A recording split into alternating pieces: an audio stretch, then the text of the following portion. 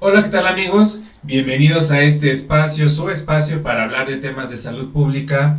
Yo soy Eduardo Bustos. Y yo soy Carla Suberville y esto es Salubristas. Comenzamos.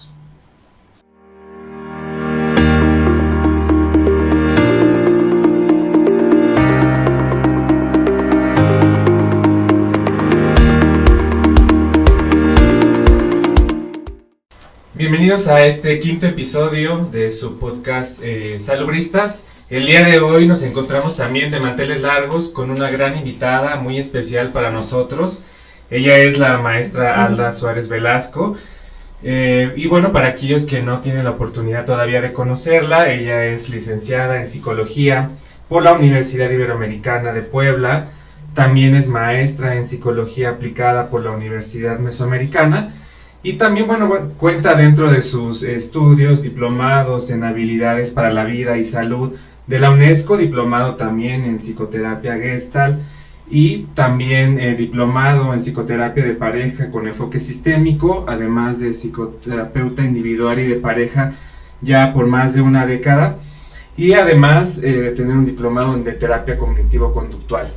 Actualmente, ella cursa la maestría en salud pública aquí en la Universidad Autónoma de Estado de Hidalgo. Ella también se está formando como salubrista bajo su enfoque de psicología. ¿Cómo ves, Carla? Excelente. Maestra, bienvenida. Muchas gracias. Esperemos que este podcast sea muy útil, que llegue a todos los oídos de nuestros seguidores, que ya tenemos... no muchos, pero bastante. Ahí vamos. Que se sigan que se sigan suscribiendo en nuestras redes. Y pues qué bonito, ¿no? En un día como hoy, que tenemos... Que venimos coordinados, ¿no te das cuenta? Ay, de veras, muy rosados nosotros. Y azul, te hubiéramos avisado. Pero muy, ahí muy le regamos pastel. Disculpa.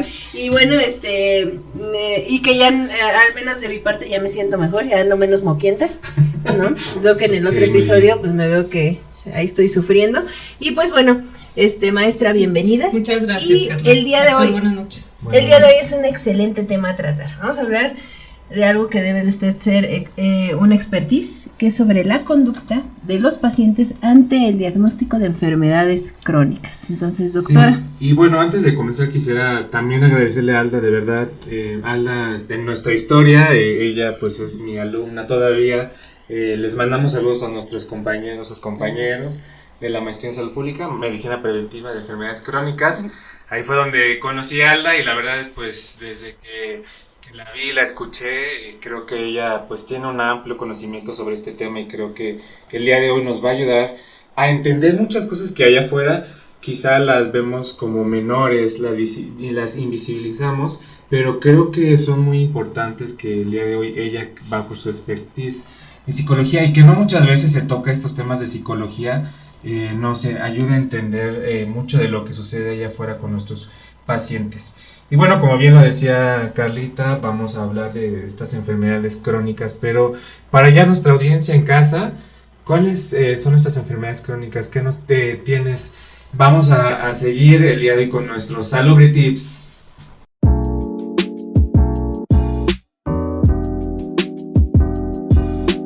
Bueno, doctor Eduardo, pues en cuanto a los Salubritips de este nuevo episodio, vamos a hablar sobre las enfermedades crónicas que se cobran la vida. Escúchalo bien. Bueno, escúchenlo los dos, por favor. De 41 millones de personas todos los años, lo que equivale al 74% de todas las muertes a nivel mundial. Qué importante es esta carga de enfermedad, doctor. ¿Qué opina usted acerca de este dato tan relevante estadístico? Dato perturbador. Ay, sí, está bien perturbador. Me dio escalofríos. En este día caluroso, sentí miedo. Sí, en realidad es una gran cantidad y allá en casa que nos escuchan, pues es que las enfermedades crónicas llegaron para quedarse. Esto no es de ahora, llevamos ya muchas décadas enfrentando estas enfermedades y quisiera pues compartirles que a lo mejor se diferencian mucho de las enfermedades tal vez infectocontagiosas o infecciosas, donde a lo mejor pues sí tenemos una causa, un virus, una bacteria, un hongo, y pues les damos tratamiento, ¿no? Les damos un antiviral. Claro, y se limita, ¿no? La historia natural de la enfermedad. Pero en el caso de las enfermedades crónicas que son multicausales, es decir, que tienen muchos factores que ya los vimos en el episodio pasado. Si no lo han ido a ver, por favor vayan a nuestro canal de Salubristas a ver el episodio número 4, que tiene que ver con estos comportamientos, ¿no? De lo que la gente hace. Y entonces, al ser enfermedades que no tienen una sola causa, es más complicado poderlas controlar, y eso genera el que hoy día estemos viendo muchas muertes por esta enfermedad. Así es, doctor. Bueno, ahí les va otro salubrity. El segundo salubrity. Ahí le va. Cada año, 17 millones de personas mueren por una enfermedad crónica antes de los 70 años de edad. El 86% de esas muertes prematuras se producen en países de ingresos bajos y medianos. Qué triste realidad, ¿no? Para aquellos países que todavía estamos en desarrollo y que pues se observa de manera estadística que todavía hay un repunte importante en la carga, en el aumento en la frecuencia de que terminen de manera fatal, ¿no? Este tipo de enfermedades crónicas. ¿Cómo ven, maestra? Pues muy lamentable, porque si esas personas mueren antes de los 70 años, quiere decir que se está perdiendo varios años de vida saludables. Exacto. Y además productivos. O sea, en muchos términos estamos perdiendo. O sea, no nada más estamos perdiendo a buenos trabajadores, seguramente, pero también buenos papás, buenas mamás y personas que podrían aportar mucho más a la sociedad, y se van a temprana edad. O sea, se van antes del tiempo que idealmente sería que se fueran, ¿no? Exacto, y es que actualmente, doctor, el promedio de vida en hombres y mujeres es mucho más allá de 70 años, ¿no?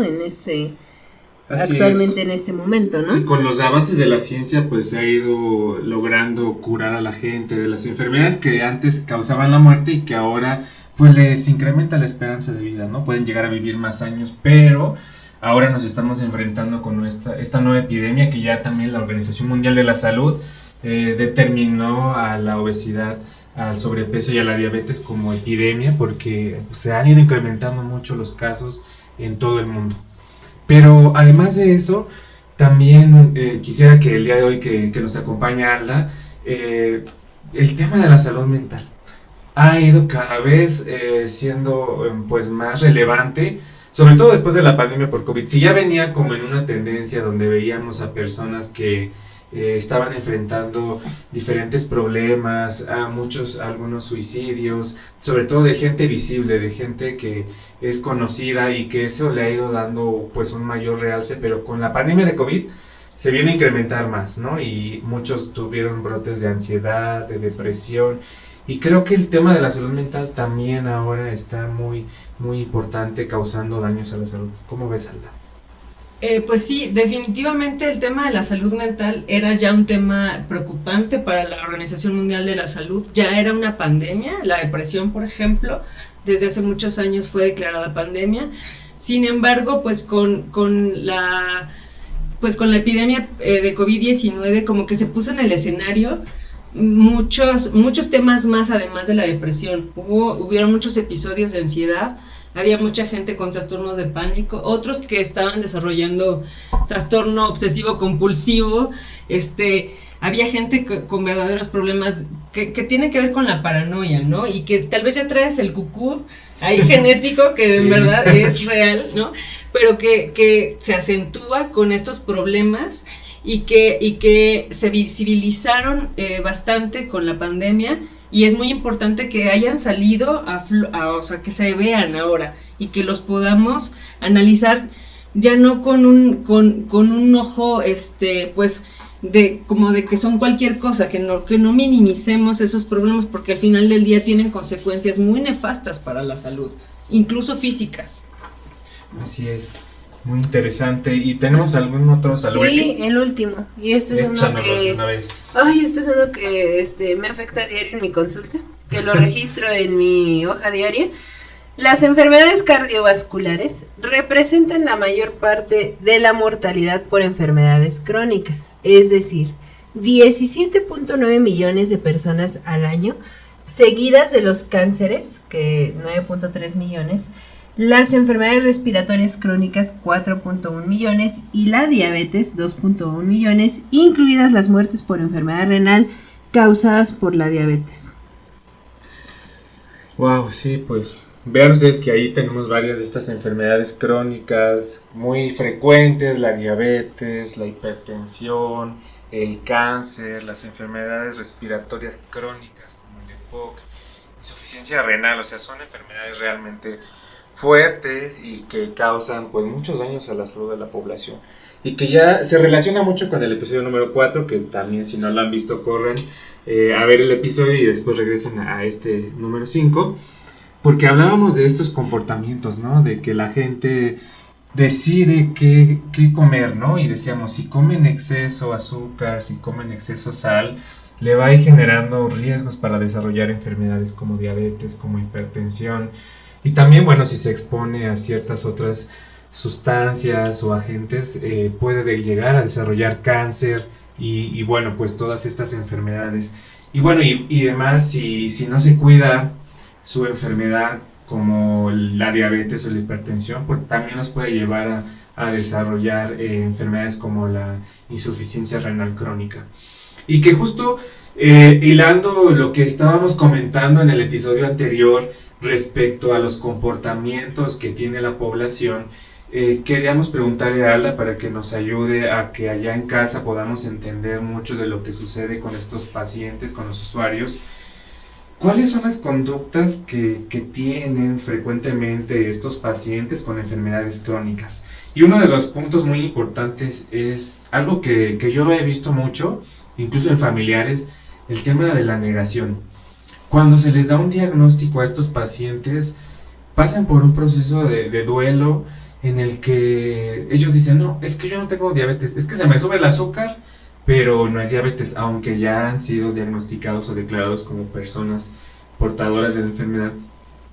O que no, solamente se me sube tantito la presión y ya, pero al rato se me regula. O les dicen, oye, ¿por qué tomas tu metformina o tu glibenclamida? Ah, pues es que me la dio el doctor porque a veces se me sube el azúcar. La pero pastillita no. chiquita. Ah, de la ranurita. La de la ranurita. Pero viven en esta negación que además genera en que mientras el tiempo en el que puedan pasar por este proceso ya va habiendo daños en los órganos, ¿no? Pero Así es. ¿cómo ves, Alda, de estos comportamientos, estas conductas que tienen estos pacientes? No, pues son fatales para su salud y pues obviamente es importante que entendamos como, bueno, como salubristas y como médicos, ustedes, que no siempre los pacientes tienen facilidad para aceptar un diagnóstico de una enfermedad crónica. O sea, para ellos, como para cualquier persona, debe ser muy difícil aceptar que tienes una condición que te va a durar toda la vida, que es incurable, que es solamente controlable, y es muy importante entender que es una noticia que puede ser difícil de aceptar, pero debería haber una ayuda, ¿no? Y ese yo tengo la interrogante de si el médico se hace acompañar de un psicólogo o si deriva al paciente después del diagnóstico de enfermedad crónica, ¿no? Ya sea pues diabetes, cáncer, que puede ser muy discapacitante o muy difícil de atravesar, por ejemplo, el cáncer. No sé, se me hace complicado pensar que una persona afronte una noticia así sin el acompañamiento debido, ¿no? Y justamente por eso, precisamente puede ser que se instauren ellos en la etapa de negación por mucho más tiempo, no atraviesen el duelo, que son muchas más etapas, y que se queden ahí en esa etapa de negación y solo me tomo esa pastilla cuando me siento mal. Y sin que afronten pues su diagnóstico y puedan tener conductas de salud o de autocuidado. Entonces, si no entienden que tienen un diagnóstico de salud de enfermedad crónica, pues no van a hacer nada. Como vemos, no tienen adherencia al tratamiento y... Así es, esto que comenta Alda es muy muy interesante porque desafortunadamente, creo yo, Carlos, no sé si estás de acuerdo, que cuando un médico da un diagnóstico de una enfermedad crónica, ya sea diabetes o un cáncer, creo que no tenemos estas herramientas o estas habilidades desde el punto de vista psicológico. Evidentemente, pues tampoco nos acompaña un psicólogo, para poder dar la noticia a los pacientes de una mejor forma. Quizá desde ahí podría marcar una diferencia, ¿no? Si yo le doy una adecuada orientación, bueno, aparte de darle la noticia que es portador de estas enfermedades, pero quizá pues una orientación mayor puede tener una mejor reacción y una mejor aceptación a estas enfermedades. Así es, y hablo por mí, no sé, quisiera yo escuchar a mis colegas, por eso escríbanos, aquellos que nos escuchan, ya sea en el podcast o en nuestras redes sociales, esperamos ver sus comentarios, pero al menos te voy a decir una cosa, doctor Eduardo, que atendemos este tipo de pacientes y la mayoría de las veces cuando ya presentan alguna complicación o cuando es un reciente diagnóstico, elaboramos la referencia, pero obviamente hacia el especialista, ¿no? Y nos vamos que referencia a medicina interna, oftalmología, cardiología, endocrinología, pero omitimos ese aspecto tan fundamental que es una referencia a psicología,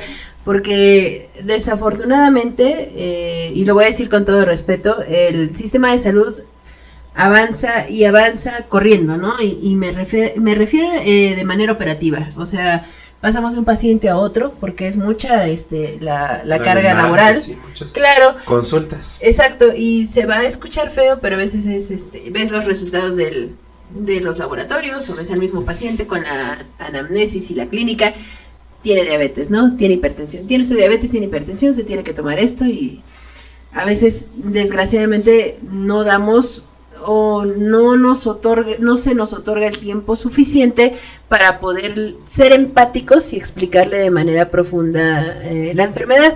Y de ahí que vienen algunas dudas y que yo me imagino, maestra, que son las que pudieran permear para desarrollar trastornos mentales, ¿no? Como las dudas de que, ¿y esto se me va a quitar?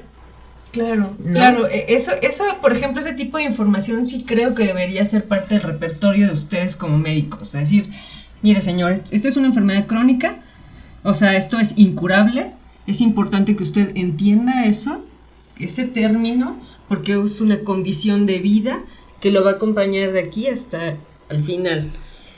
O sea, hay que ir como que tocando el tema con mucho cuidado, por supuesto, mucho tiempo, decir hasta el final, o es una condición de vida que lo va a acompañar ya para siempre. O sea, usar esos términos sí son importantes para que el paciente también vaya comprendiendo el mensaje y vaya teniendo mayor responsabilidad sobre sus demás conductas de salud. No, y te voy a decir una cosa, maestra, a veces sí se lo transmites al paciente. La mayoría sí lo hacemos, que le comentas que es una enfermedad crónica que no tiene como tal una curación, ¿no? O sea, no es como llegar con una gripe o venir enfermo del estómago y que con un tratamiento, pues, la historia natural de la enfermedad va a tener un final, ¿no? Un punto, un deceso. Aquí la situación es que lo agarras en shock. Él no se espera ese diagnóstico. O tal vez sí, a lo mejor como que piensa, sospecha, pero tiene como que esa idea de por favor que no sea, por que no sea. Por favor, que se me quite. Sí, la misma negación es les impide asimilar toda la información que recibe de ustedes. Y es que imagínate, él va preocupado con sus laboratorios, y creo que eso a veces nos falta mucho, ser empáticos, ¿no? Yo qué sentiría, o yo qué esperaría, o cuál es mi percepción o expectativa de mi médico, o de mi enfermera o enfermero, ante una noticia que voy a recibir a partir de una lectura de estudios. Sí, sobre todo que es una noticia que te va a cambiar la vida, o sea, totalmente, ya no va a ser la misma vida o la misma percepción de tu vida a partir de ese diagnóstico, o sea, cambia totalmente, y creo que tal vez como minimizamos esta parte, como ya estamos tan acostumbrados a, como bien dice Carla, a ver pacientes y pacientes en volumen, como que ya no le damos tanta importancia de, pues un diagnóstico más, ¿no? Pero para el paciente es el diagnóstico de su vida. Es su diagnóstico, es su salud. Y usted me lo dirá bien, maestra, qué tan importante, ¿no? Es este tipo de expresiones de otorgar esos resultados, ¿no? Sí, por supuesto. Incluso hay capacitaciones para el personal, dirigidas al personal de salud, que están encaminadas a estos diagnósticos, dice, a la entrega de malas noticias. ¿Cómo las decimos? ¿En qué tono? ¿Cuánto tiempo usamos? ¿Qué palabras empleamos? Y también acordémonos que hay vínculos que no son verbales, ¿no? Que a veces el vínculo, mirada, ya da oiga, señor, estoy acá. y ver que a veces también si nos fijamos bien en el paciente o en el usuario, a veces la mirada está perdida. Entonces, en ese momento, esa persona no está asimilando la información que le demos. Podemos, o sea, a capacitar al el personal de salud debe, y yo creo que sí es muy consciente y sensible de que a veces la gente ya no está en situ, ¿no? O sea, está el cuerpo, pero la mente no está. No está Se fuga asimilar de la realidad porque Ok. la mente necesita esas pausas nos protege. Siempre, nuestra mente edita nuestra vida. O sea, nuestra mente no nos muestra toda la realidad como la vivimos. Esa es una parte importante que hay que entender sobre nuestra conciencia de la realidad. Nuestra mente edita recuerdos, edita la información. A veces dice, no, es que no me lo dijo el doctor. Y sí se lo dijo. claro, Es que no pero usted no lo recuerda. ¿Por qué? Porque la mente hace esas ediciones de aquellas cosas que no queremos escuchar, que no nos gustan, que nos Sí. causan displacer. Sí, yo quisiera comentarles que, bueno, me gustaría preguntarle a Alda porque creo que esta es una pregunta que lleva mucho tiempo guardada y que Que hoy la voy a sacar. que hoy la voy a sacar. Es que a mí me genera mucha inquietud, de verdad. Obviamente el paciente está recibiendo un diagnóstico ya decimos, un diagnóstico muy fuerte que le va a cambiar su vida. Y en lo que lo está asimilando, pero ¿en qué momento hay esta disociación de, pues no culparse, pero al fin y al cabo es el resultado de sus conductas que tuvo de pues estilos de vida no saludables por mucho tiempo que lo llevó a llegar a este sitio, ¿no? No es que ocurrió de la noche a la mañana de, ya hoy me levanté y pues ya me dio diabetes, sino que es una resultante de varios años con estilos o comportamientos o conductas no saludables, pero que eso no se visualiza. El paciente, ¿en dónde deja eso? No sé. Sí, bueno, tiene que ver con la capacidad de maduración del paciente, con su edad mental. En realidad podemos estar frente a una persona que tiene 60 años y cuya edad mental es de 14. Es gente que hace rabietas y que hace berrinches y que no tiene conductas de autocuidado y que no, o sea, hace berrinche porque él se quiere tomar su refresco de cola. Refresco de cola, su refresco de cola. Y, o sea, y es una persona que por su edad biológica, debería tener mayor conciencia del cuidado de su salud y mayor madurez. Esperaríamos eso de ellos, pero no la tienen. Entonces a veces es como, ¿por qué las personas siguen actuando así? Porque su edad mental, su edad psicológica no corresponde con la biología. Y esa es una forma de enfrentar la enfermedad, que era una pregunta que te iba yo a realizar. ¿Cómo el paciente, después de ese tipo de diagnósticos, enfrenta la enfermedad? Ya sea con una inteligencia emocional adecuada o no inadecuada, ¿no? Comportamientos inmaduros, un poco irracionales, incluso culpar a su entorno, ¿no? Sí, por supuesto, seguramente hay un duelo por pérdida de salud, ¿no? Hay un duelo que sigue las etapas de cualquier duelo, así como un duelo por la pérdida de un ser querido o la pérdida de un trabajo o de un objeto que amamos. O sea, en realidad vivimos muchos duelos en la vida y el de la pérdida de la salud es uno de los duelos más, pues mucho más graves de los que hay, ¿no? Entonces, dependerá de, como dices tú, pues de la inteligencia emocional de esta persona, de su madurez mental, pero también, y bien lo decías hace un rato, como del grupo de apoyo con el que cuente. Incluso yo creo que este tipo de diagnósticos, este tipo de noticias, hacen que la persona alcance su edad mental y que vaya correspondiendo, o sea, como que tiene que madurar debido a estos tipos de noticias. Y de manera abrupta. Pues sí, desgraciadamente sí. Quizá, y justo, o sea, te agarra en cualquier momento, puedes estar tú preparado o no, y comentaba con Alda antes de iniciar la entrevista, es que hay personas allá afuera diferentes. Habrá gente que sí tenga estas habilidades para la vida, que a lo mejor le permita entender más rápido y comprender que está teniendo una enfermedad que le está ocasionando daños a sus órganos. Pero habrá otra gente que no. Y ahí es donde entra el papel del psicólogo, ¿no? Que a veces se nos olvida que estas enfermedades o estos diagnósticos requieren de un acompañamiento para poder superarlo. Y creo que ahí radica el punto medular en el que el paciente tarde tanto tiempo en entender, en comprender su enfermedad. ¿Cómo ves, Alda? Sí se necesita ¿Cómo podemos mejorar las habilidades para la vida de la gente? Yo creo que el papel del psicólogo o el terapeuta es fundamental para, sobre todo para los pacientes que tienen este tipo de diagnósticos, porque sobre todo ellos tienen que tienen que enfrentar con reestructuración cognitiva. Los tenemos que acompañar en ese sentido. ¿Qué es la reestructuración cognitiva? Es que las personas aprendamos a reinterpretar los acontecimientos de nuestra vida y saquemos el mayor provecho de ellos. Incluso un diagnóstico de una enfermedad crónica tiene algo bueno en él.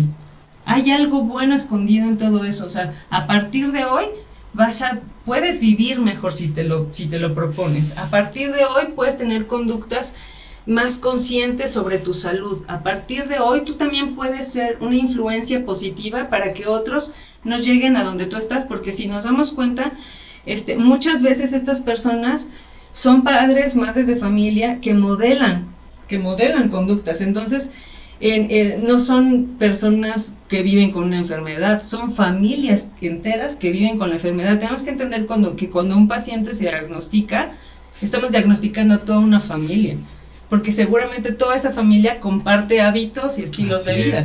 Entonces, pues creo que es muy importante que haya un acompañamiento en esta reestructuración cognitiva, que es una reinterpretación de lo que nos está ocurriendo, y también una rehabilitación conductual, que esa es la más importante, porque a veces no siguen la dieta, no siguen el tratamiento, o a veces lo cortan o lo hacen como quieren, porque no consideran que es importante esta disciplina, no tienen disciplina. Y es que es el típico, es que yo me siento bien. No necesito tomarme mi pastilla. No me la voy a tomar porque yo me siento bien.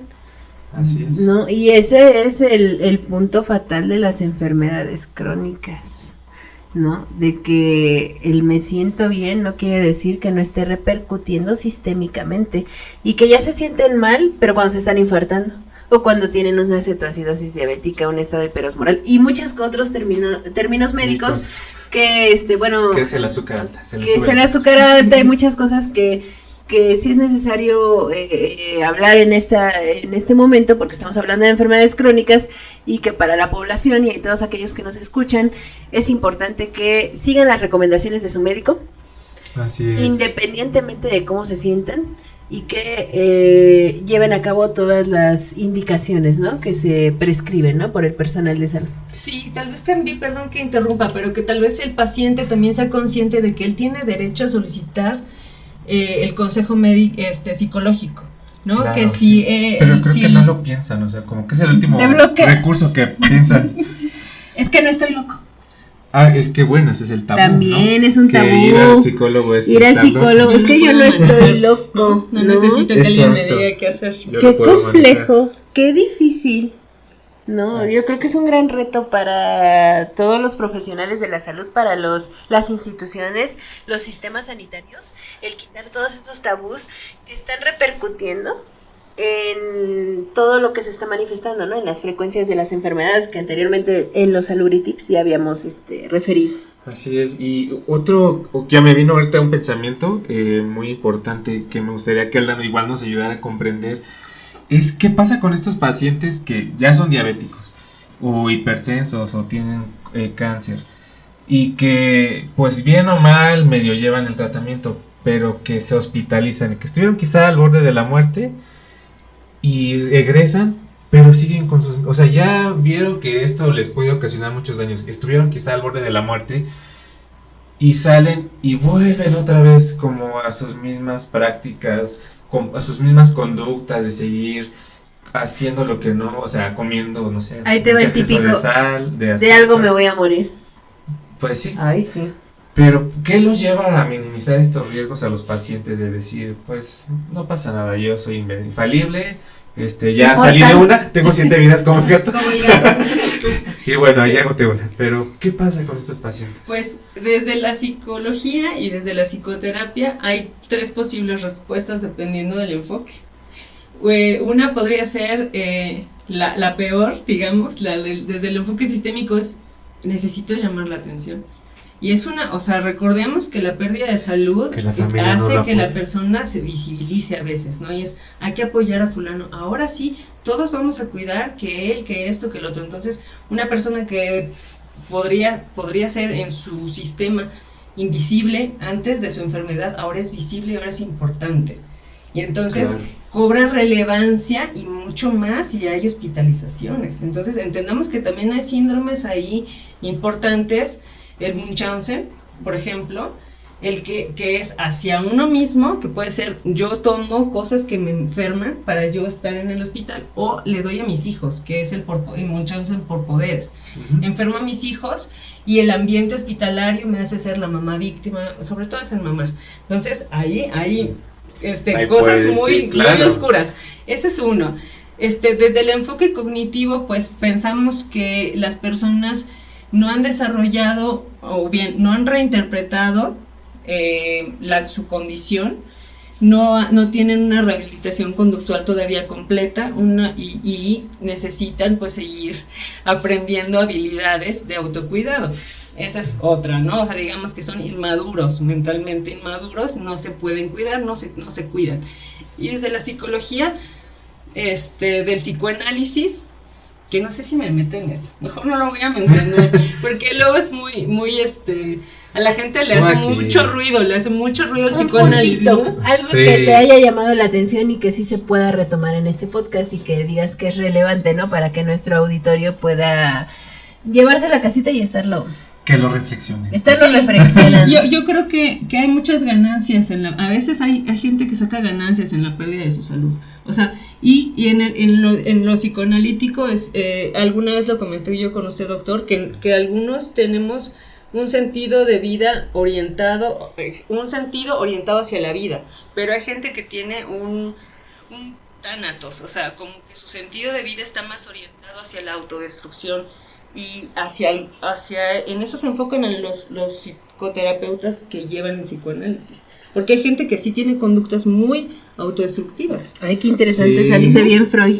No, porque como tú le decías que la de algo me de morir y todos vamos para allá, creo que en algún momento, antes o después, pero todos vamos a morir. Y tal vez a estas personas que ya tienen una enfermedad crónica dicen, bueno, si ya lo veo más cerca, pues lo voy a vivir, aunque viviendo mis excesos, con lo que a mí me gusta, mi pastel de 3 leches, mi refresco, aunque tenga diabetes y ya me haya dado un coma diabético, pero pues lo sigo haciendo, porque como tú dices, de algo me voy a morir. Pero entonces estamos minimizando, o sí existe este poder Y de es que es muy autodestrucción, ¿no? cultural. Es muy Es que cultural. La muerte sí. en México es bien cultural. Y tan solo he visto videitos en TikTok. Síganos en TikTok, por favor. En donde veo que se preguntan, ¿no? Y de alguna manera ponen un enfoque interesante a la celebración de Día de Muertos. Sobre el altar, ¿no? ¿Cuándo has visto un altar donde pongan Ah, agua? sí, ponen puras O que cosas. pongan una ensalada de lechuga. No, No. te ponen con lo que te dio en la torre, ¿no? Exacto, sí, es cierto, eso no lo había molito. pensado. Y yo tampoco, y estaba yo reflexionando y dije, es verdad. ¿Quién va a regresar del inframundo Yo no regreso por un momento. con una Una lechuga. mandarina y una lechuga, ¿no? No, Viene por su yo vengo cigarro, por el mi refresco, cigarrito, la mi, cerveza. exacto, mi molito, ¿no? Entonces, es bien cultural, ¿no? Creo que todo este aspecto también, y hablando de los salubritips, sobre todo en países que están en desarrollo, el aspecto cultural tiene una repercusión muy importante en la salud de la población, ¿no? Sí, desde luego. Sí, es primordial. Pero pensar en la muerte nos tendría que llevar a reflexionar sobre cómo queremos llegar a ese final. Así, Porque eso es importante. o sea, todos Sí. nos vamos a morir, pero ¿cómo quiero que sea mi muerte? Sí, Sí. puedo organizar eso, Sí, que al porque menos- todos los días elijo cómo me quiero morir. Así es, porque puedo morirme mañana, pero tal vez en 30, 40 años, si me cuido, si llevo conductas saludables y si estoy lo mejor posible. Sí. Porque además otro papel que decía la que juega muy importante es la familia, ¿no? Veo, por ejemplo, a las personas mayores que a lo mejor su motor para seguir vivos son los nietos o los hijos, y a veces juega este rol emocional en el que, no, ¿cómo voy a dejar a mis nietos desamparados? O a mis hijos, o ya no voy a ver a mis seres queridos, y mejor sí me cuido, pero no, y están como en este vaivén de también una inestabilidad en las conductas de no saberlo cómo enfrentar. Creo que es muy interesante y sobre todo porque además algo que a mí también me llama mucho la atención es esta parte de por qué la gente pues no tiene un apego al tratamiento. Ya hablando ahora acerca de cómo enfrentarlo desde el punto de vista del sistema de salud, va un poco de la negación, pero por ejemplo, les dicen, se tiene que aplicar su insulina. No, me va a dejar ciego. O se tiene que tomar este medicamento. No, mejor la moringa. La moringa. O otras cosas antes. El tecito de ajo. Sí, o sea, todos los remedios caseros que tú te quieras imaginar. Porque, no sé si sea conducta autodestructiva o porque antes, o si sea todavía producto de la negación, que prefiero tomar como cosas alternativas antes de comenzar formalmente mi tratamiento farmacológico. Pues a mí, como lo plantea doctor, sí me parece que es parte de la negación. Le voy a explicar por qué. Porque mucha gente dice, es que si estoy en el hospital, entonces sí es en serio. Si estoy frente a un doctor, eso sí es en serio. Pero si es un medicamento naturista o que me lo dio la vecina o que se lo compramos en Chiapas se lo compramos al Chapín que traía medicinas de Chiapas, no lo habíamos cruzaba dicho. La frontera hace muchos años y había mucho medicamento de Guatemala. Entonces era, pues es que eso no es en serio. Ese es como de juguete, es como de chocolate, o sea, porque realmente no estoy tan enfermo, ¿no? Okay. Entonces, sí es parte como de este jueguito mental de la gente, ¿no? Sin embargo, pues tiene que ver, una vez más, con la madurez mental. Y una persona madura emocionalmente y mentalmente sí va a tener más conductas de autocuidado que una que no tiene esas habilidades para la vida, para la supervivencia. Así es, porque también va relacionado mucho a la resistencia al tratamiento, ¿no? Si ya les dijimos que su enfermedad es incurable y que va a tener que tomar por toda su vida un tratamiento, buscan otras alternativas, como ya lo decíamos, para prolongar su atención, pero además vemos esta falta de autocuidado, ¿no? Ya les dijimos, no, pues tiene que venir además cada mes a que lo chequemos. Y es que les cuesta mucho a la población, no sé por qué, de sí responsabilizarse de su salud y decir, ok, sí tengo que ir cada mes, sí tengo que tomar mi pastilla, sí tengo que cuidar mi alimentación. Porque esa es otra parte.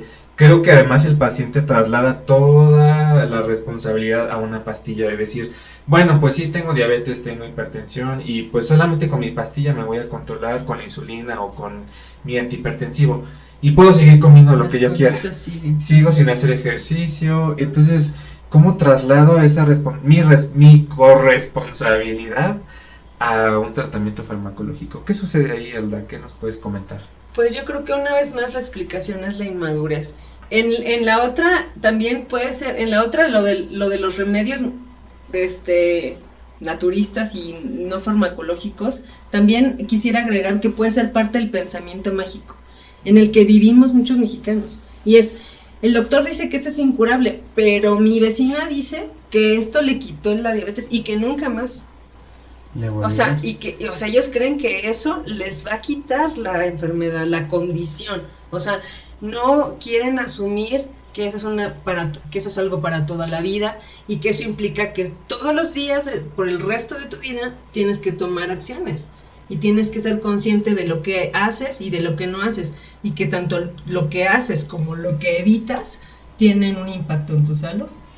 Sí, es porque pasas de un estado tal vez donde no llevas conductas o comportamientos, ahora sí a tener que tener conductas saludables, ¿no? Este trance, no todos estamos listos para hacerlo. Digo, ya lo vimos desde el episodio pasado que algunas personas sí pueden llegar a educarse y tomar y adoptar estilos de vida saludables, pero a otras no, y luego más si tienen una situación. O luego vemos que también las familias no ayudan, no colaboran, porque además a la gente, ¿cómo le podemos pedir que ellos tengan adherencia a su tratamiento, que desarrollen conductas de autocuidado, si cuando llegan a su casa se encuentran con su tremenda refresco, garrafón de 3 litros, ¿no? Sí. Y la papita y el pan dulce y todas las esas cosas deliciosas tacos. que obviamente sí, ¿no? Ya no las rico. pueden comer sin el debido cuidado, ¿no? Entonces, en realidad, pues es una rehabilitación conductual para todos, porque un ambiente familiar que no muestra apoyo pues sí dificulta bastante que la persona tenga conductas. Y también como la segregación de la familia, ¿no? O sea, ante algunos diagnósticos de tipo crónico, la familia de alguna manera lo aparta, ¿no? De ellos mismos, no se establece de manera correcta esa red de apoyo, maestra. Sí, Por ejemplo, el paciente con una enfermedad dislipidémica, pues lo apartan totalmente, ¿no? Le dicen, no, tú, hoy pedimos que el pollito frito y tú te comes lo menos. La lechuga. La lechuga, ¿no? O hoy preparamos un alimento, no, le den otra cosa, ¿no? Porque... Bueno, pero en las fiestas también, exacto, o sea, es que no solo en la familia, creo que también abarca un componente comunitario, porque yo he visto, lo digo por experiencia de gente que veo que va a las fiestas, o sea, se los invita porque no les impide su condición de salud ir a estas relaciones humanas. Pues no.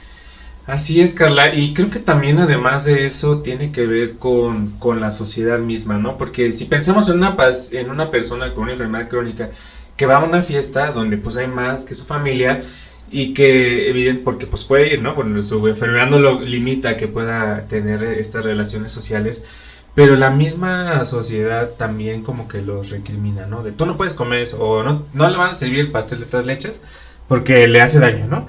Y no, tú solo la lechuga. Y creo que en ese sentido la gente tampoco no está apoyando también al estado de ánimo de esta persona, ¿no? Y creo que hasta cierto punto, ya lo discutíamos con Alda, de que hasta cierto punto discriminación, ¿no? ¿Cómo ves, Alda? Sí, creo que al principio van a seguir asistiendo a las fiestas, pero cuando ven este tipo de conductas, que no, tú no esto, tú no el otro, a él no le den pastel, pues yo ya no iría si no me dan pastel, ¿no? Entonces cualquier persona que tenga ese tipo se va aislando. Se va a empezar a aislar, y eso obviamente pues trae otros efectos, ¿no? Ya hemos hablado de la depresión y pues sí, o sea, sumarle carga a la enfermedad, porque si ya tengo diabetes y entonces voy a tener depresión, seguramente eso me va a meter en un círculo vicioso, porque ya no voy a tener más conductas de autocuidado, no voy a querer ir al médico y voy a agravar nada más todo el cuadro, ¿no? ¿Y Sí. cuál sería la forma, maestra, en que la red de apoyo, tu familia o tu comunidad, cuando vayas a la pachanguita, te sientas acobijado, independientemente de que haya tamalitos, pastelitos, o El sea, guateque sí. ahí. cómo yo enfrento y yo como familiar puedo dar el suficiente apoyo para que te sientas parte de y no alejado? Yo creo que eso se debería tratar con la familia y tanto con el psicólogo como con el nutriólogo, porque creo que hay 2 alternativas que a mí se me vienen en este momento. Es una, llevar comida que sea sabrosa, pero también nutritiva, y que la compartan más personas. Exacto. No nada más, pues tus champiñones ahí salteados, sin aceitito, sin sal, y nosotros en la barbacoa y la birria, ¿no? Pues no. Entonces yo también, yo como familiar, yo también le entro a los champiñones, yo también contigo en la ensalada, y vamos a hacer una mesa, la mesa saludable, la mesa verde, la mesa de los que no quieren comer la comida grasosa. También puede ser que el nutriólogo dé estas facilidades para que pueda consumir porciones mucho más pequeñas, por ejemplo, o Okay. no como lo demás Así de la es. comida, pero tal vez un poquito de pastel, una porción mucho más pequeña, pero eso ya tendría que ser como que un Exacto. trabajo mucho O jugar, más. ¿no? Jugar con los tipos de alimentos, ¿no? El día de hoy me voy a permitir un pedazo de pastel, pero pues de los alimentos ya no voy a consumir el consomé, ¿no? O sea, jugar, ¿no? También. Y también puede ser esa capacidad, esa inteligencia emocional que digas, bueno, si yo estoy enfermo, obviamente no voy a consumir lo mismo que todos, pero no me quiero perder del bailongo, ¿no? Y ya sé que no voy a comer lo mismo y me puedo divertir de otra manera, ¿no? Sí. Y ¿saben qué? A mí pásenme la carnita así, y nomás con el tenedorcito, ¿no? Y no, yo Pues no yo quiero vine a pastel. bailar, como dices. O yo vine a bailar. Yo vine a Escuchar poner la la música. Yo vine a claro. escuchar la música y echar No chisme vine a y- comer. Exacto, Ándale, no un vine a chismecito. comer, exactamente, no vine a comer, Sí. ¿no? Sí, No todo porque- tiene que girar alrededor de la comida. Pero que qué decían difícil, ustedes. pero Es qué que difícil. sí, gira alrededor qué de la difícil. comida todo. Pero justo eso también, o sea, ojo ahí en casita que que no es que, o sea, los diabéticos es que no vayan a comer nada de azúcar, o sea, no, sí tienen que comer porque además es un alimento que lo necesita su cuerpo, da energía, pero las cantidades, como bien decía Alda, son mucho menores. Y a lo mejor los alimentos que y creo que ese cambio, ¿no? De que yo estoy acostumbrado a comer en exceso un tipo de alimentos, en este caso el azúcar o la sal, y el cambio ahora a disminuir un poquito o disminuir las cantidades es lo que a veces como que les cuesta mucho trabajo a los pacientes. Este cambio en esta conducta es muy difícil, pero creo yo que no deben de perder de vista esto, ¿no? De que sí pueden seguir comiendo, pueden comer, pero lo mismo que dijimos en el episodio 4, la cantidad, la frecuencia y pues las porciones, ¿no? Entonces eso es lo importante. Y justo también el apoyo social que decía Carla es importante porque pues hay pacientes que luego están solos, que no tienen para sus medicamentos, que no hay para qué triste. Y necesita ese apoyo, pero creo que entonces yo creo que además le falta trabajar también desde la parte psicológica con la familia, no solo el paciente, o sea, si el paciente sí necesita un acompañamiento psicológico, pero también la familia, y creo que eso no se lleva a cabo. ¿Cómo ves, Alda? A mí me causa mucho ruido cuando leo estos manuales de intervención, que en el tercer nivel sí hay el acompañamiento psicológico ya a todo, a los familiares y al paciente terminal, en los cuidados paliativos, y ahí sí ya le echan toda la carne al asador a los psicólogos. O sea, ya nos lo avientan, y perdón por la expresión, y qué mal tal vez, pero es cuando ya están en lo último, en vez de que nos lo den cuando esté el diagnóstico en la detección, reciente, en el inicio, ¿no? Entonces, que vayamos con ellos, acompañándolos para que vivan más tiempo y que vivan mejor, y con no nada más calidad. ellos, toda su familia. Claro, en el síndrome metabólico, en la prediabetes, en la prehipertensión, ¿no? Desde ahí, exacto, que entrara un equipo multidisciplinario y evitara que se progresara la enfermedad. Sí, porque además cada familia va a estar viviendo con el Jesús en la boca, de a ver a qué horas le va a pasar algo y a qué horas, y no hay que estar comunicados porque no sabemos en qué momento. Y esas son situaciones que te estresan más como familia y también al propio paciente, ¿no? Y creo que eso es lo que se debe también, yo creo, trabajar. Que ya hay intervenciones en que sí involucran a un familiar, ¿no? Pero a veces, pues a veces hay familias extensivas de muchos, pues personas que algunos no están tan sensibilizados en estos temas. Y es que... Y dicen, no, esto de salud, no, mejor déjaselo a mi hermana, que ella está más al cuidado de la familia. Y como que no vamos entendiendo de qué va este tema. Y te voy a decir una cosa, sí hay capacitación. Sí hay capacitación al personal de salud dirigido a este tipo de temas, al abordamiento psicológico, a la empatía. Sí existe, el problema es que a veces existe la resistencia, ¿no? O el que no me llama la atención, ¿no? Porque no es algo meramente clínico, ¿no? Entonces ahí faltaría también el incentivar a los profesionales de la salud para que también retomen este tipo de cursos, capacitaciones, que a veces nada más lo hacemos porque ya están otra vez jeringueando que tengo que hacer el curso y hay que mandar la constancia. Y que es para que cumplir los indicadores. Qué triste es que sea parte de una obligación. Así ¿no? Es. Que no sea porque tú quieres seguir aprendiendo, porque tú quieres dar la mejor atención al paciente, no que es porque tengo que cumplir los indicadores o las metas. Sí, recuerden que además aplica esta máxima de que hay que tratar a las personas como te gustaría que te traten a ti. Evidentemente ya cuando nos ponemos en estos zapatos de decir, bueno, o cuando estamos con un familiar también, ¿no? O nosotros mismos enfermos, porque además hay que hacer un paréntesis ahí, que los médicos somos los peores pacientes. Ay, sí, y todo nos pasa. Sí, y bueno, eso también es como una maldición. Es como una maldición, te complicas bien feo. No sé si sea por bendita ignorancia, como dicen. Ahí está un dicho, ¿no? En esa relación, y el que sepas un poquito más en aspectos médicos, pues te da un poco más de ansiedad, ¿no? Que dices, a ver si no me pasa esto y y todo te pasa. Así es. ¿No? Entonces, como que tú mismo lo llamas. Tú solito lo llamas. Entonces sí es muy importante ese aspecto que tocas, doctor. Sí, porque, bueno, y hablando de diferencias, por ejemplo, en las profesiones, porque habrá gente que tal vez pues tenga la enfermedad, pero habrá gente profesional que también se enferma. O sea, todos nos podemos enfermar. Ay, pues sí. Pero a veces esas personas que tienen, no sé, un posgrado, una maestría en salud pública, también, o alguna especialidad, No importa. Son tan difíciles de poder encauzarlos en estos temas. Sí, te como vuelves tú dices, necio. Exacto, pero ¿por qué crees que Ay. radica que quizá un nivel de educativo que te da más información? Yo esperaría que a lo mejor estuvieran más abiertos a que A ver, ¿por tener qué? más opciones. ¿Por qué, no, maestra? no digamos, o sea, Por ahí Exacto, es el tema de aquí. Por el narcisismo egolatoría y yo todas las puedo. Sí, puede haber un componente narcisista, yo creo que sí. Desde luego.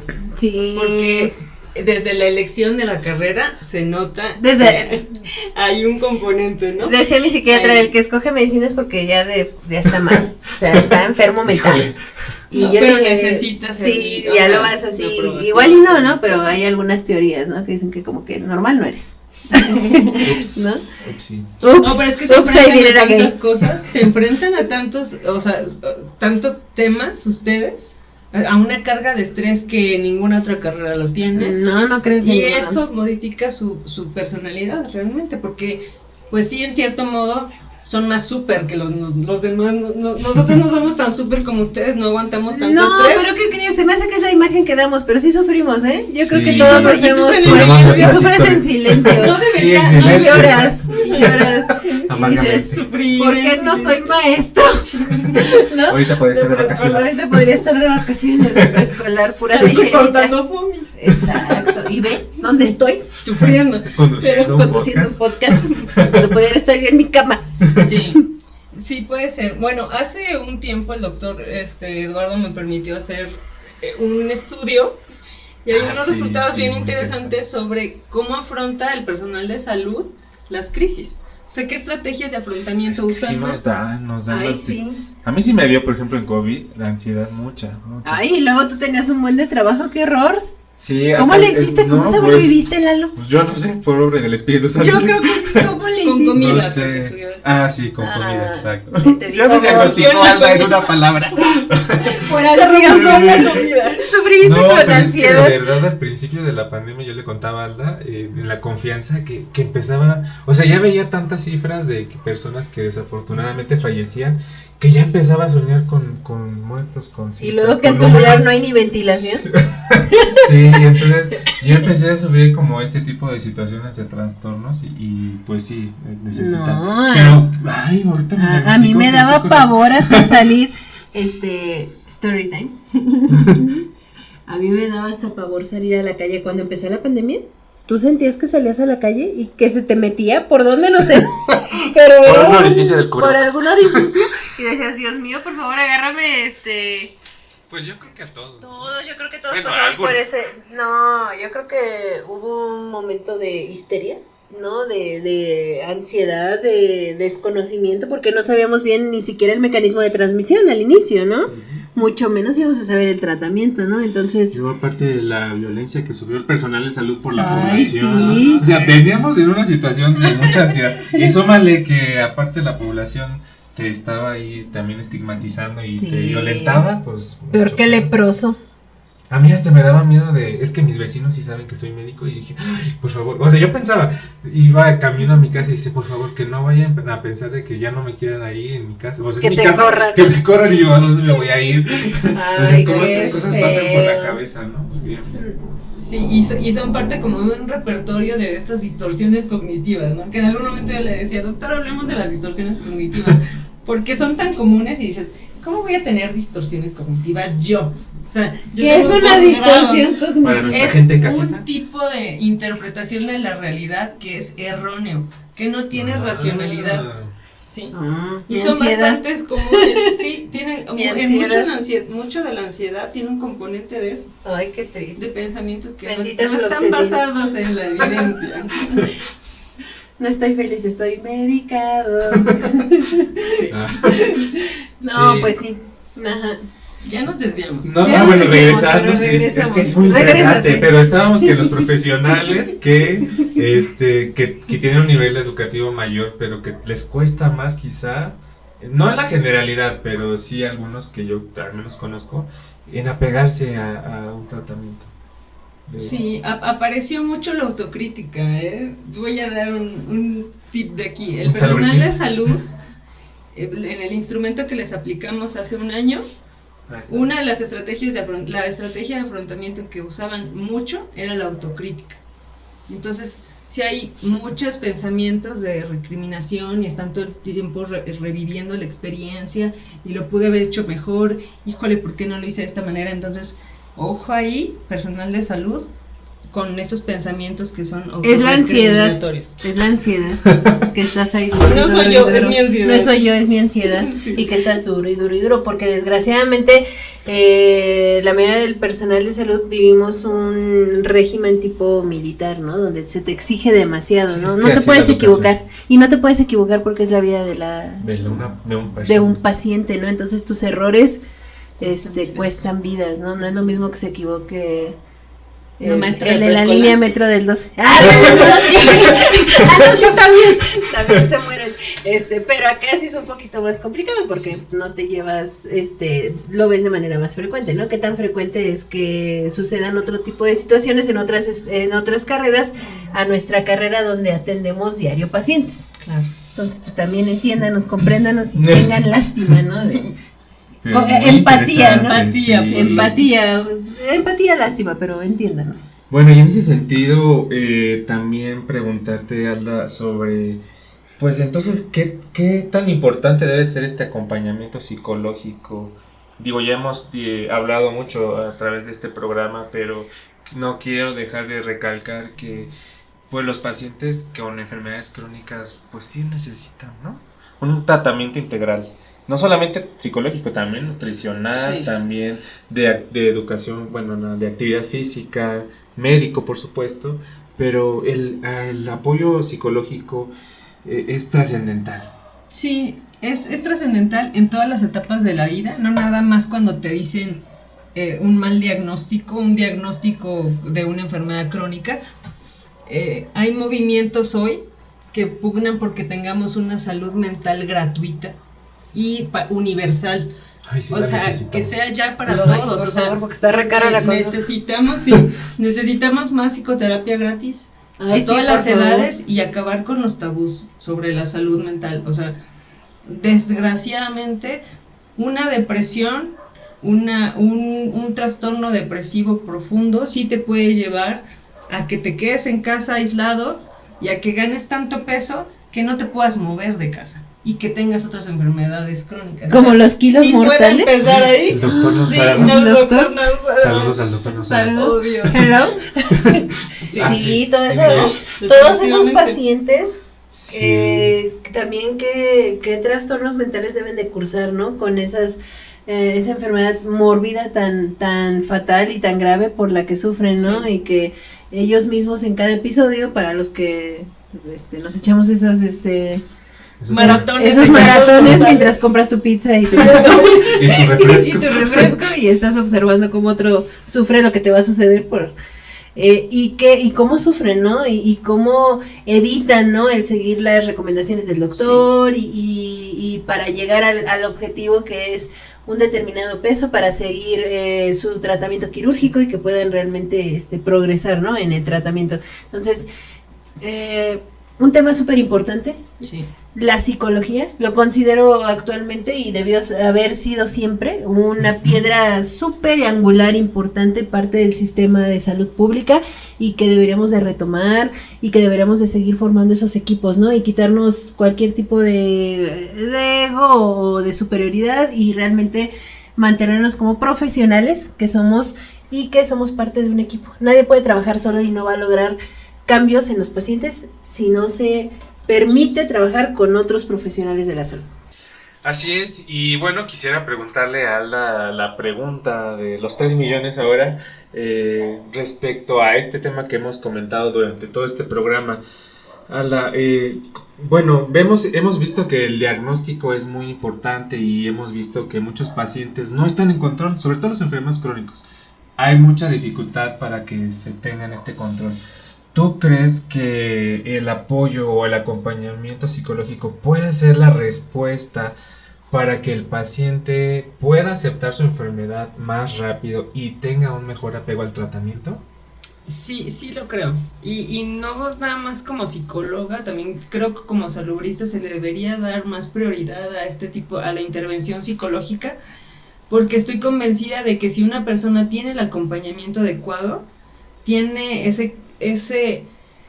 esas personas que le pueden ayudar a reelaborar su diagnóstico y encontrar las conductas que son apropiadas para su nuevo estilo de vida, para su nueva condición, creo que sí puede tener un mayor apego, tratamiento, y como sistema podríamos ver resultados mejores, más alentadores, porque lo que estamos viendo es que solo se está gastando muchos recursos en curar, pero a la gente que reincide y que se va y que luego vuelve y está muy descontrolado todo el tema. No hay disciplina porque no hay compromiso.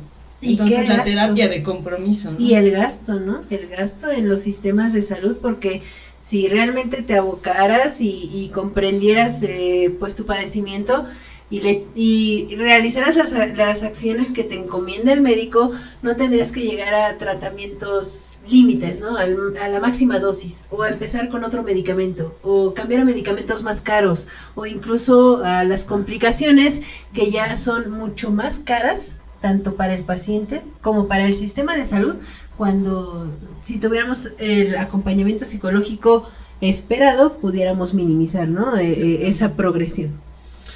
Así es, y bueno, pues ya estamos casi al final del programa, pero antes de irnos queríamos nuevamente pues contar nuestras story time. Vamos a pedirle aquí a Carla y también a Alda que nos cuenten una story time que les traiga, les recuerda mucho sobre sus pacientes crónicos. Vamos a la story time.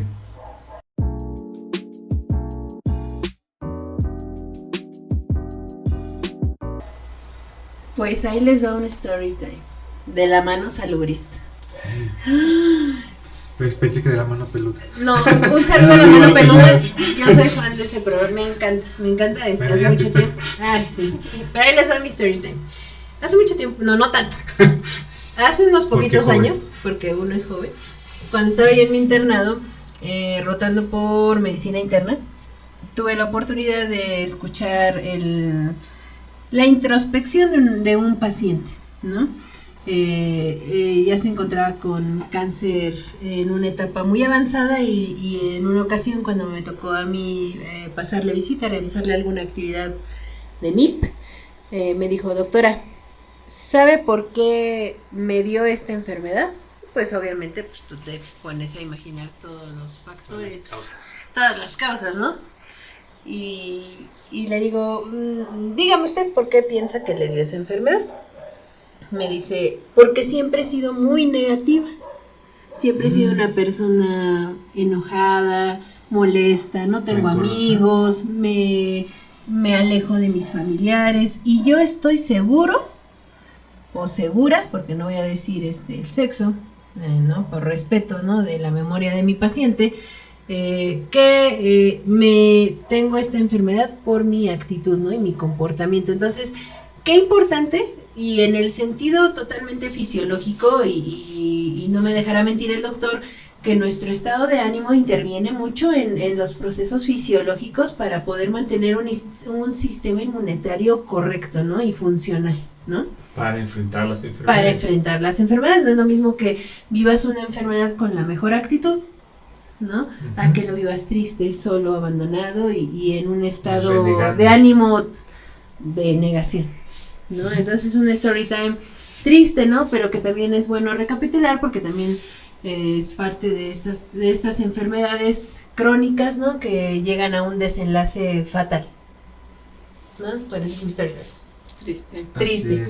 Y espeluznante, porque me la dio como a las 3 de la mañana. Santo Dios. Ay, sí. En un pase de visita. En un pase de visita. Yo creo que estaba poseído. Yo creo que era una aparición. No me habrá, era ya la planchada que me quería espantar. Tengo una historia de la planchada, pero eso va en otra historia. Para otro episodio. Oye, sí, hay que hacer Halloween. En Halloween hacemos unas de así, bien cañonas de terror. Va. ¿Y usted, maestra, tiene algún story time que quiere compartir? Sí, no es de un paciente crónico, pero es de una médico que está haciendo su residencia. Santo. Ah, la especialidad. Sí, la especialidad. Y desafortunadamente, ella es una R3 y una compañera de ella de R2 se había suicidado semanas previas a la consulta que tuvimos.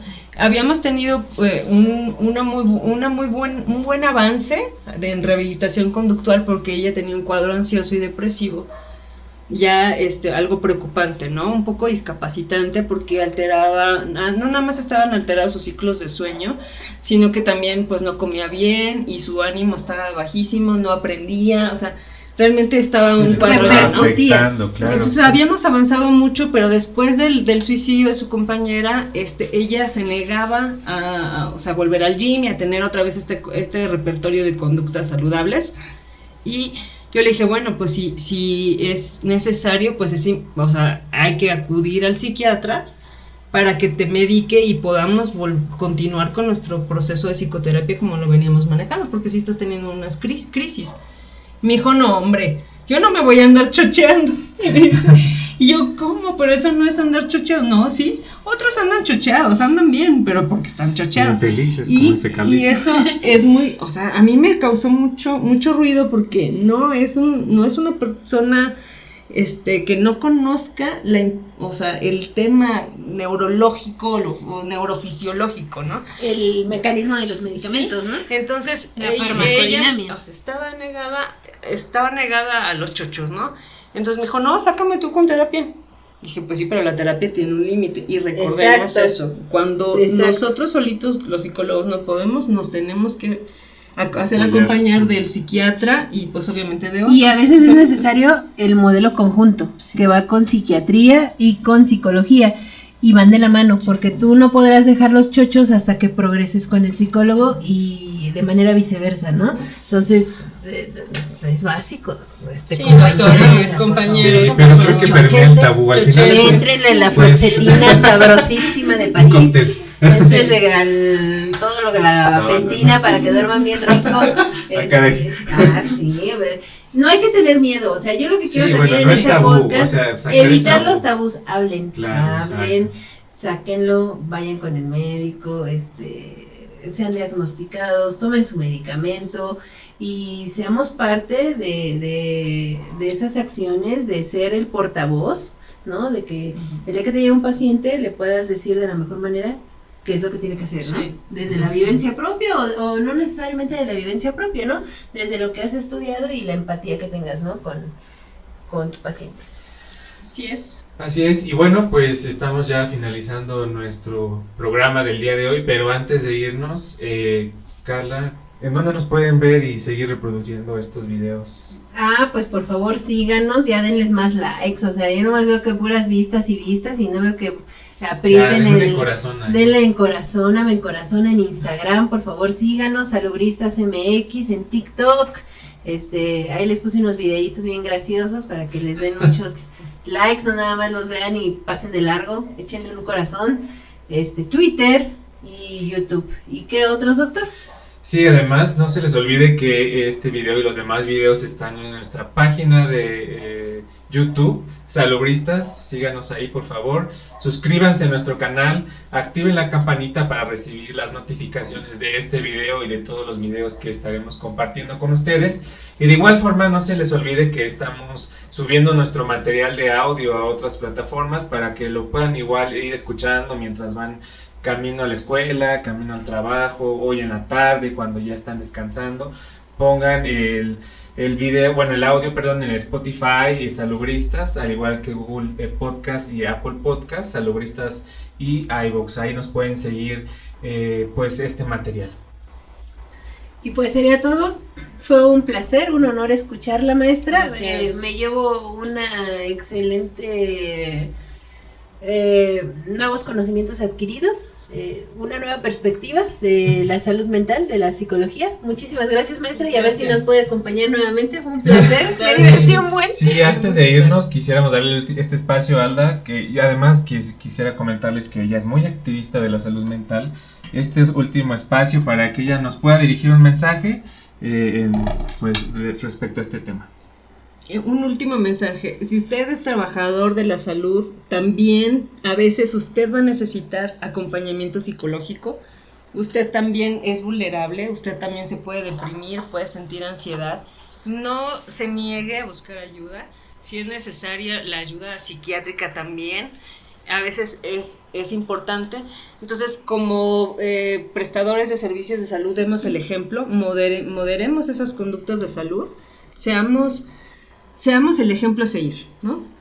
Excelente mensaje, Alda. Y bueno, para los que nos escuchan allá en casa, ¿dónde te pueden seguir para que pues sigan en contacto contigo? Si quieren ir a terapia también, pueden consultarla, ella es psicoterapeuta. Sí. En Facebook estoy como Alda Suárez y también estoy en Instagram, nada más. Por ahí. Excelente. Pues excelente. Maestra, fue una excelente conversación con usted. Un podcast increíble, creo que nos quitamos varios tabús, reconocimos algunos otros y tuvimos una perspectiva amplia, ¿no? Acerca de este tema tan vital asociado con las enfermedades crónicas. Pues muchísimas gracias. Gracias, sí, doctor. También gracias, Alda, y abierta la posibilidad para que regrese Por con favor. otro tema. Si quieren Otro tema. que la maestra Claro. nos siga hablando de más temas, déjenos aquí en sus comentarios para que podamos invitarla nuevamente. Y bueno, el video, Carla, los podcasts. Ya saben, los jueves a mediodía llegan las notificaciones, denle like, reproduzcanos y síganos en todas nuestras redes sociales. Y eso fue todo por hoy. Muchísimas gracias a todos. Esto fue Salubristas.